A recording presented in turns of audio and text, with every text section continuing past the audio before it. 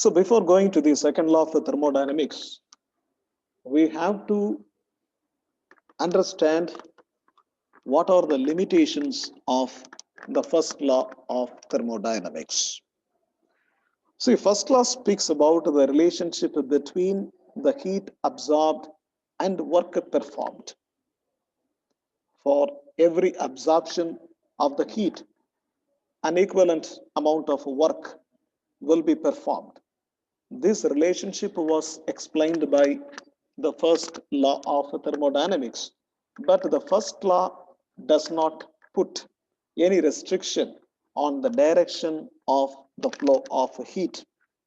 See, suppose if you take a body at a higher temperature and another body at a lower temperature, which are kept in a thermal contact, there will be a spontaneous flow of heat from the part of high temperature to the part of low temperature.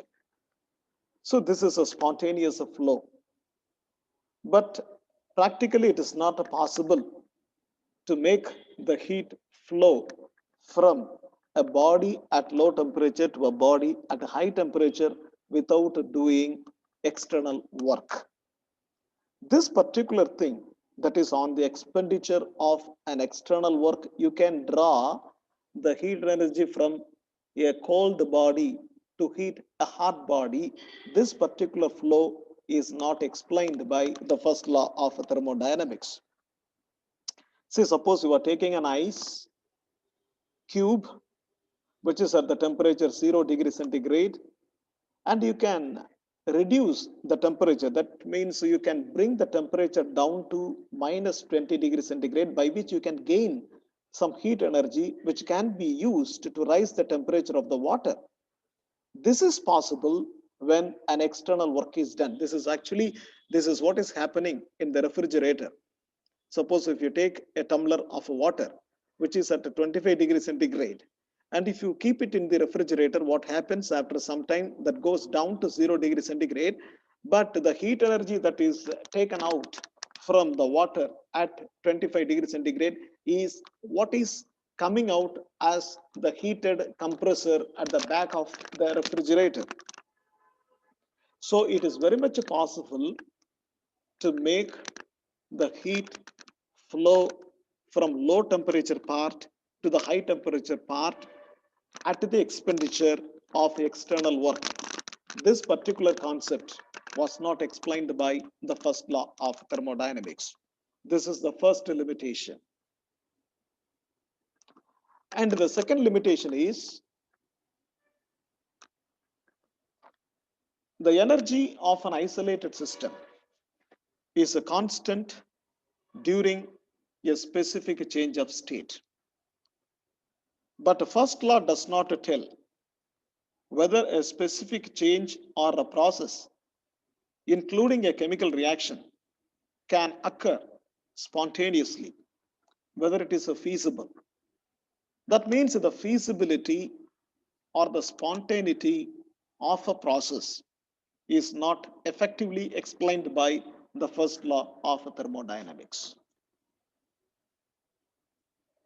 Now look here, this is a simple diagram. In this diagram, the first diagram is an iron bar with a uniform temperature. The entire iron bar is at a temperature T. In the second diagram, I am accumulating the heat energy at one end, so that one end of this iron bar is hotter and the other end of the iron bar is colder. So here it is at higher temperature, therefore I can say the delta T, that is change in temperature, is positive. And this side there is another delta T2. The delta T2 is negative. But when you measure the magnitude, the delta T1 and the delta T2 are equal according to first law. But this cannot happen without external work. Expenditure of energy from external source has to take place in order to make a non-uniform distribution of heat in a single substance. So this cannot be explained by the first law of thermodynamics. So this is another limitation. And the third one is energy conversion from one form to the another is explained by the first law, but the conversion is not at all 100% possible. The complete conversion of one form of energy into another form of energy without power loss is not at all possible. That means that an equal amount of work without producing some change elsewhere is not at all possible. So these are all the limitations of the first law of thermodynamics. There are three limitations, and every limitation is carefully explained. So the external work, the role of external work in thermodynamics was not explained by the first law of thermodynamics, and also the feasibility or spontaneity of a process is not explained by the first law, and also the flow of heat energy. What is the right flow? It is also not explained by the first law of thermodynamics. Now, what is the need for second law? In order to understand the direction of energy transfer, in order to find out whether a process is spontaneous, in order to optimize the equilibrium conditions, in order to find out the maximum fraction of heat conversion into work, we need second law of thermodynamics.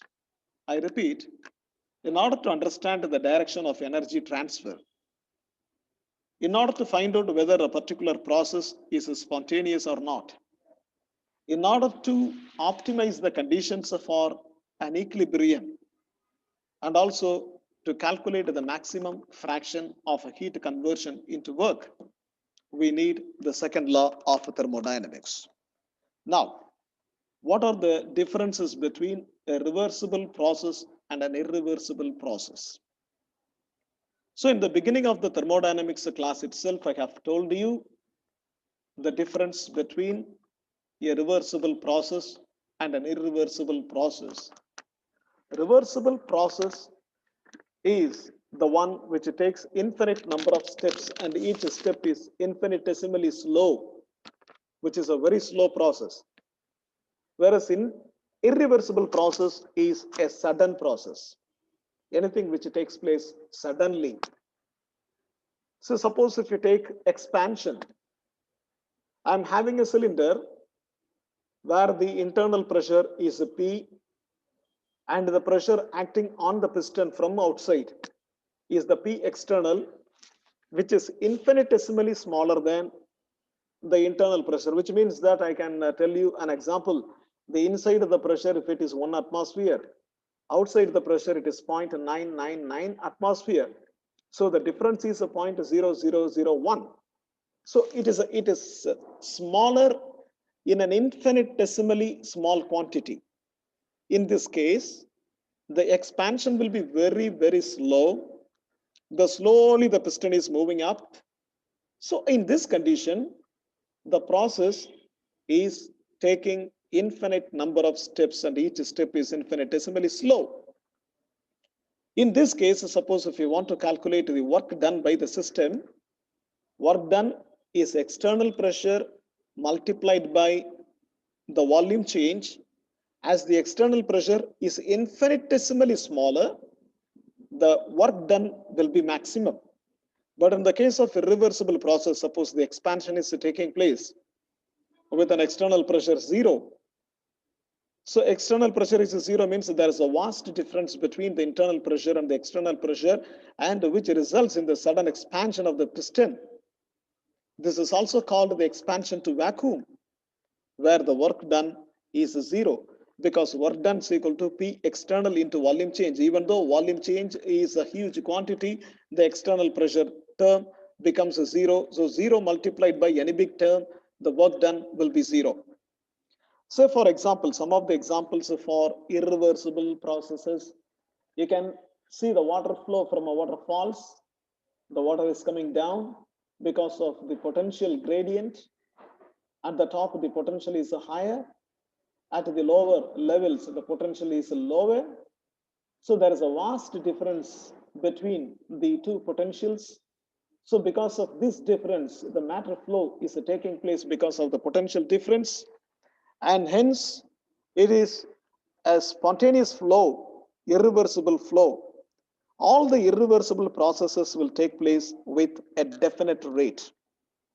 Similarly, the heat flow from a hot end to the cold end of a material, and also the diffusion of a solute in a solvent. You can take a small beaker containing water, and if you put a drop of ink, the ink molecules will slowly diffuse.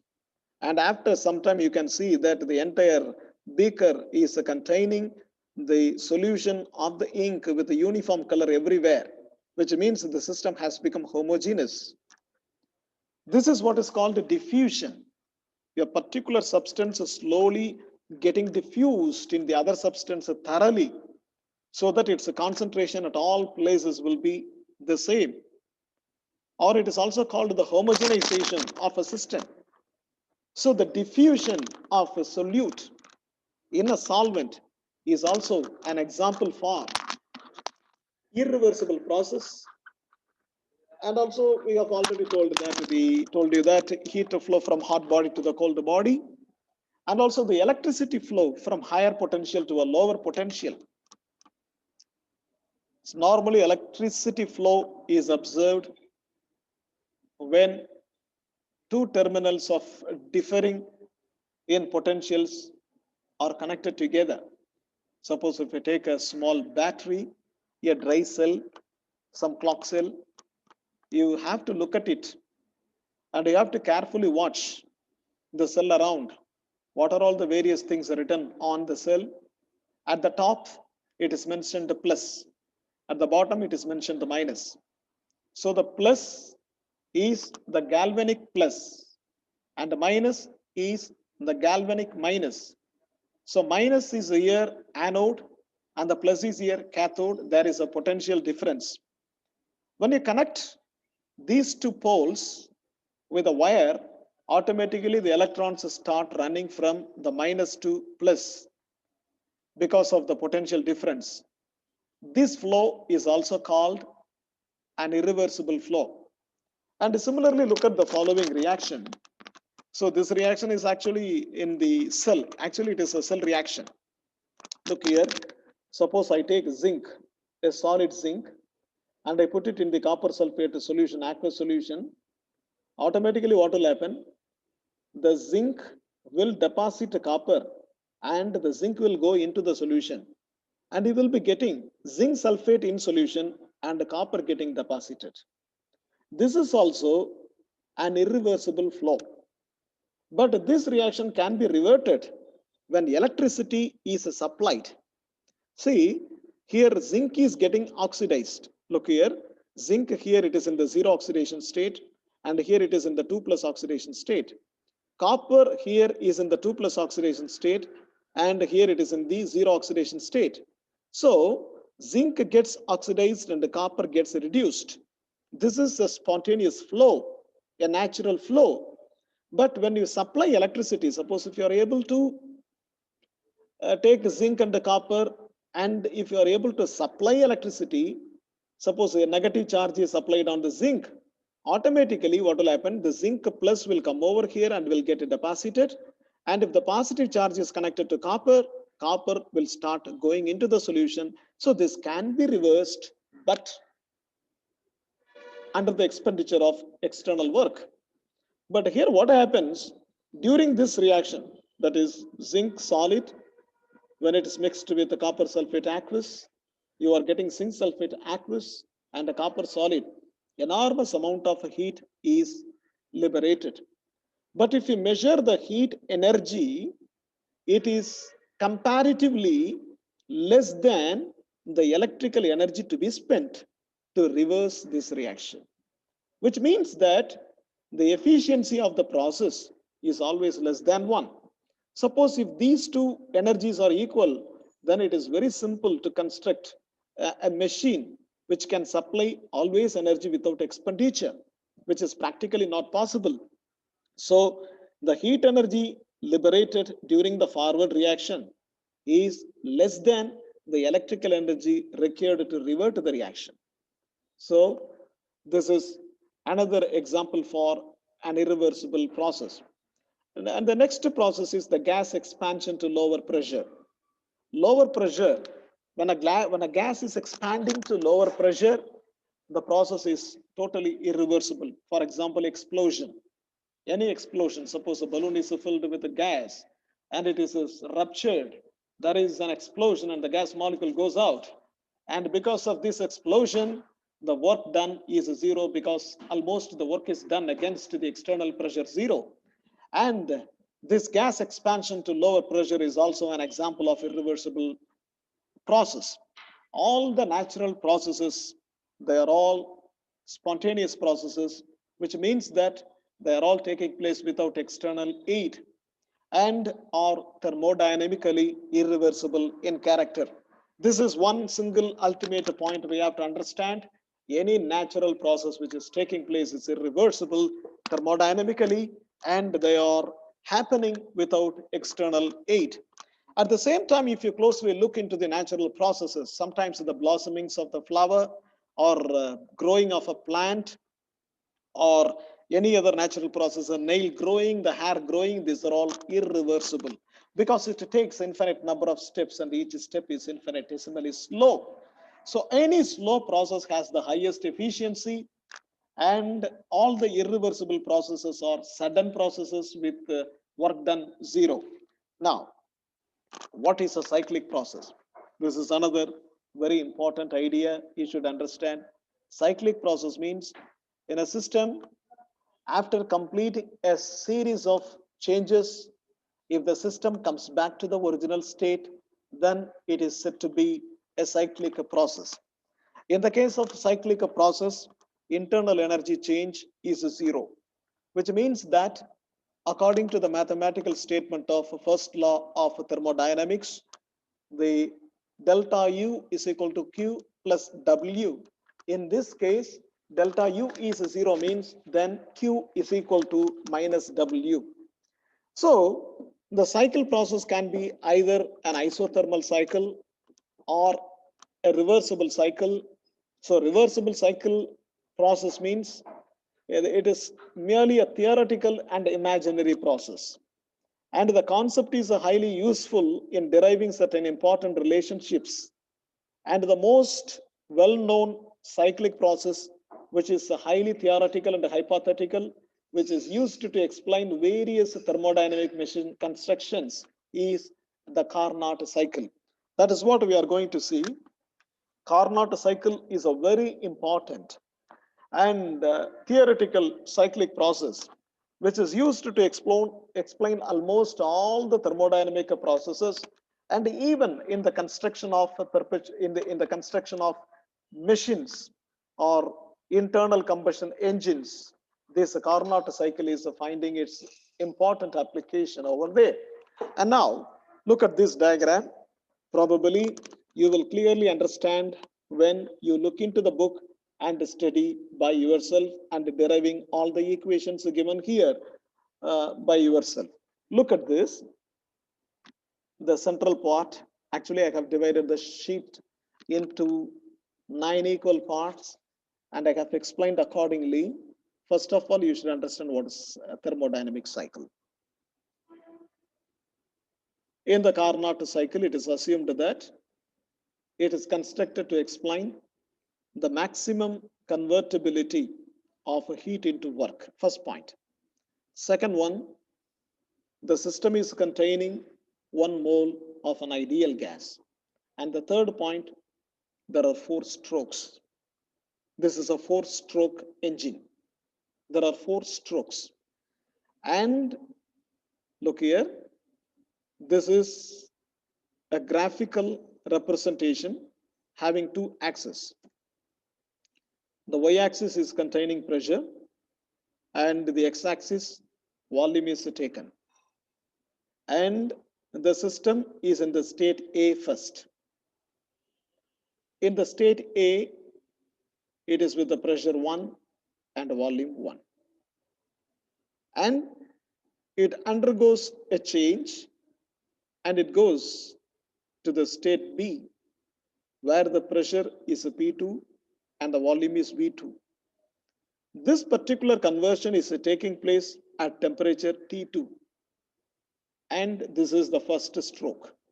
So the explanation about the first stroke is written exactly here, just above the first stroke. And this first stroke changes the system from the state A to state B, and the second stroke changes the system from B to C, where the pressure is P3 and the volume is V3, and this stroke is number 2, and the explanation about this stroke is written here. And in the case of stroke 3, the system changes from the state C to state D, where in the C it is P3 V3 and in D it is P4 V4, and the explanation about the stroke 3 is written exactly below that, and the stroke 3 is taking place at a temperature T1, and the stroke 4 is bringing back the system from D to A. So in these 4 strokes, the system comes back to the original state A. And also the system is containing 1 mole of an ideal gas, and there are 4 strokes.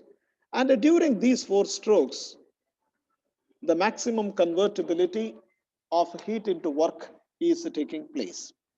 Now let us see one stroke after the other, and let us see what happens. Look at the first stroke. First stroke is volume increases from V1 to V2. That means it is an expansion process. This is expanding.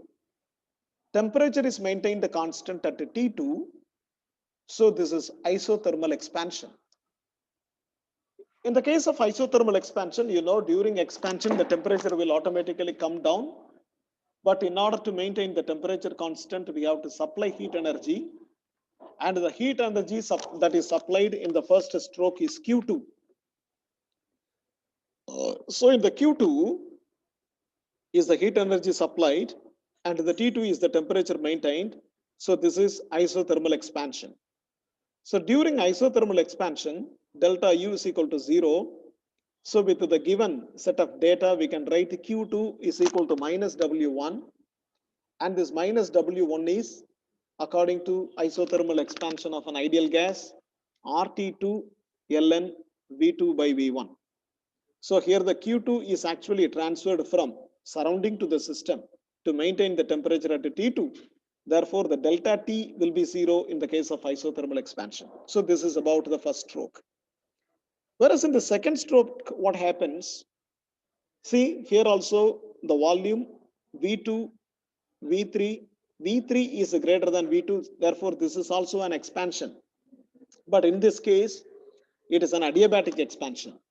So what is happening in an adiabatic expansion of an ideal gas? Q is equal to 0. No heat energy enters the system or leaves the system. So Q is equal to 0 means now delta U is equal to minus W2. Here it is minus W1. Here it is minus W2. We have already known this equation delta U is equal to CV T1 minus T2. Because here the T1 is the final temperature and T1 is the initial temperature.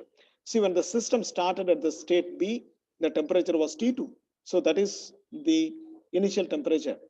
When the process ends at C1, the temperature is a T1 because there is no heat energy supply. So because of the expansion, there will be a drop in the temperature.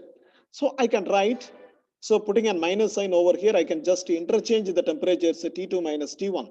So minus W2 is equal to minus CV T2 minus T1. So here the temperature falls from the temperature T2 to T1. So this is the work done in the adiabatic expansion of the ideal gas. During the stroke 3, you can see the volume decreases. That means this is compression. So the compression means that the system gets compressed due to the work done by the surrounding. So this is taking place at a constant temperature T1. So this is called isothermal compression. So during the isothermal compression, delta U is equal to 0 and minus Q1 is equal to W3. So Q1 here is getting transferred from system to the surrounding. So work is done by the surrounding on the system, but Q is given out from the system to the surrounding. So minus Q here, see the sign changes. Here it is plus Q minus W. Here it is minus Q plus W because work is done by the surrounding on the system, whereas heat energy is liberated by the system to the surrounding. But in this case, the work is done by the system on the surrounding, but heat energy is absorbed from the surrounding into the system. So that is the difference between the expansion and the compression. So here minus Q1 is equal to W3, which is already, as we have written here, it is RT1 ln V4 by V3. And in the final stroke, the system comes back to the original state A. And here also you can see, if you compare the V4 and V1, V1 is found to be smaller than the V4. Therefore, it is also a compression.